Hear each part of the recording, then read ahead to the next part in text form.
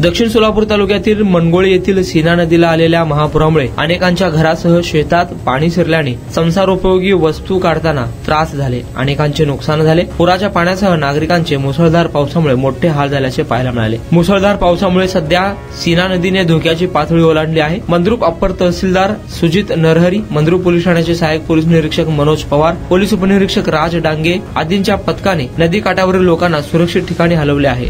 सोलापूर जिल्ह्यासह ग्रामीण भागामध्ये पावसाची जबरदस्त बॅटिंग सुरू आहे।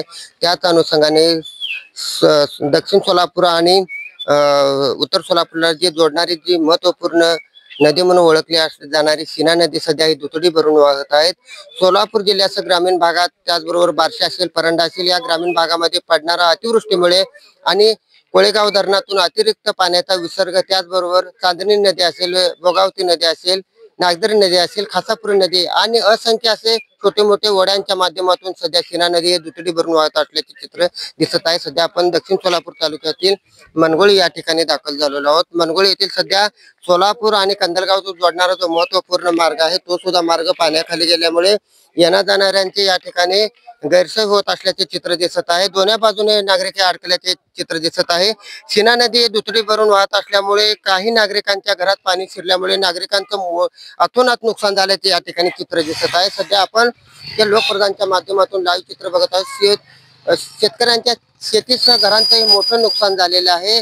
विशेषतः नदीकाठी असलेल्या हिंदू स्मशानभूमी सुद्धा पाण्याखाली गेली आहे। त्याच्यामुळे सध्या निसर्ग कोपला म्हणल्याबरोबर सीना नदी सुद्धा कोपल्याचे या ठिकाणी चित्र दिसत आहे। जेणेकरून काल अचानक सोडलेल्या धरणाच्या पाण्याच्या विसर्गामध्ये या ठिकाणी असं सध्या पूरस्थिती निर्माण झाल्याचे चित्र दिसत आहे।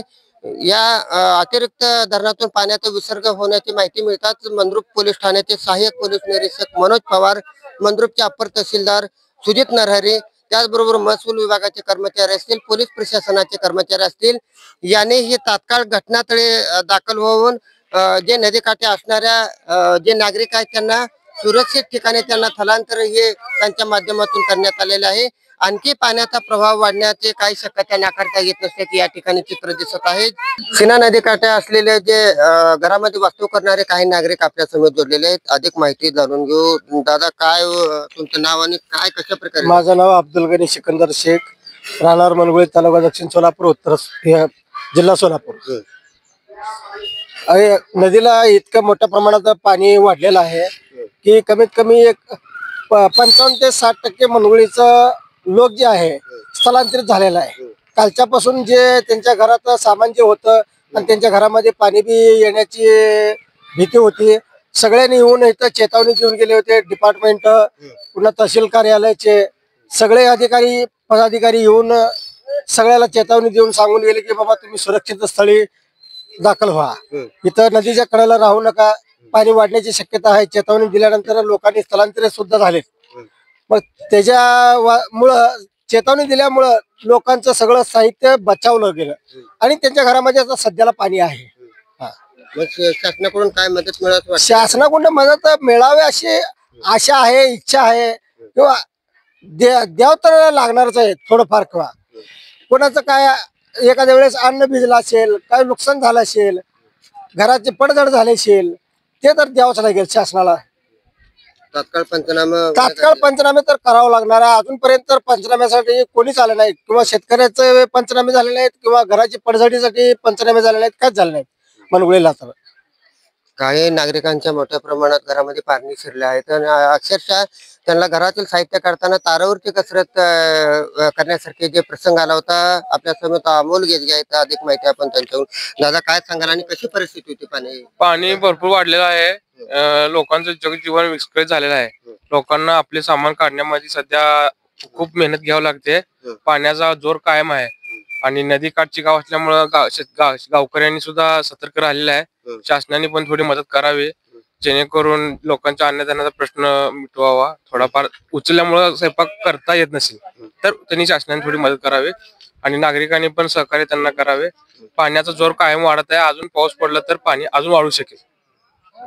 कारण नागरिकांनी सुद्धा सतर्क राहण्याचे आवाहन करण्यात आलेले आहेत, जेणेकरून नेहमी कुठल्याही सामाजिक कार्यामध्ये जे अग्रेसर असणारे जे आणखी काय भोई समाजाचे जे नागरिक आहेत, म्हणजे अधिक माहिती आपण त्यांच्याकडून घेण्याचा प्रयत्न करू. कशा प्रकारे या पूर येण्याची माहिती त्यांना मिळाली ते आपण त्यांच्या माध्यमातून तुम्ही सांगा. नमस्कार. काय सांगा? नमस्कार, माझं नाव विकास सिले. मी भोई समाजाचा एक नागरिक आहे. तर रात्री मी सकाळी पहाटे 3 वाजल्यापासून बघतोय तर पाण्याचा जोर खूप वाढलेला आहे. तर 5-10 मिनिटाला एक हात वाव दीड वाव पाणी असं पसरत आहे, फूट 1.5 फुटानं. आणि भोई समाजाला आम्ही सूचना केली आहेत की पटापट घरात तुमचं जे काही सामान आहे ते खाली करा, जे काही महत्वाचं साहित्य उपयोगी वस्तू आहेत ते बाजूला करा आणि पटकन कुठं तर सुरक्षित स्थळी जावा, असंच आम्ही लोकांना सांगण्यात गस्त घालण्यात. आम्ही 12-1 वाजेपर्यंत रात्री गस्त घालून सगळ्या लोकांचं जे साहित्य आहे ते आम्ही नेऊन सुरक्षित स्थळी ठेवलेलं आहे या ठिकाणी. कारण महसूल प्रशासन, पोलीस प्रशासनाकडून मदत मिळाली का तुम्हाला? आतापर्यंत शासनाकडून आम्हाला कुठली मदत मिळाली नाही, तरी त्यांनी दखल देऊन आम्हाला मदत करण्यात यावी असं आमचं एक विनंती आहे, जेणेकरून जे गोरगरीब राहणारे वाड्याकडे राहणारे त्यांचे घर अक्षरशः पाण्याखाली गेलेले आहेत. शासनाने थोडी या लोकांना मदत करावी हेच आमची इच्छा आहे. हे पूरस्थिती निर्माण होण्याची जी पूर्वकल्पना तहसीलदार पोलीस प्रशासनाकडून देण्यात आली होती का? हा, देण्यात आली होती. पोलीस प्रशासन संध्याकाळी 5 वाजता येऊन सूचना केलेल्या. त्यांनी सांगितले होते की पाणी भरपूर वाढणार आहे, 2 लाख क्युसेस सोडलेला आहे विसर्ग, तरी नागरिकांनी सुरक्षित स्थळी जावं असं सांगितलेलं आहे प्रशासनाने. तरी त्यांचं आम्ही काटेकोर पालन केलेलं आहे त्यांच्या नियमांचं.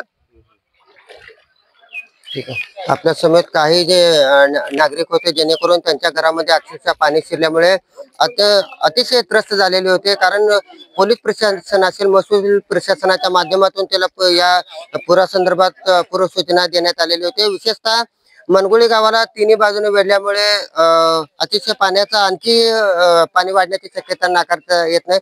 नागरिकांच्या घराबरोबरच मुस्लिम समाजाचे जे मस्जिद आहे, मस्जिदीमध्ये सुद्धा पाणी शिरलेले आहे, कब्रिस्तान मध्ये पाणी शिरलेले आहे, हिंदू स्मशानभूमीमध्ये सुद्धा पाणी शिरल्याची प्राथमिक माहिती सध्या मिळत आहे. जेणेकरून तात्काळ प्रशासनाने झालेल्या नुकसानीचे पंचनामे करून तात्काळ मदत देण्याची मागणी नागरिकातून केली जात आहे. कॅमेरामॅन रुद्राक्षी सर्जेस, मी नारायण गट्टे, लोकप्रधान न्यूज, मनगुळी.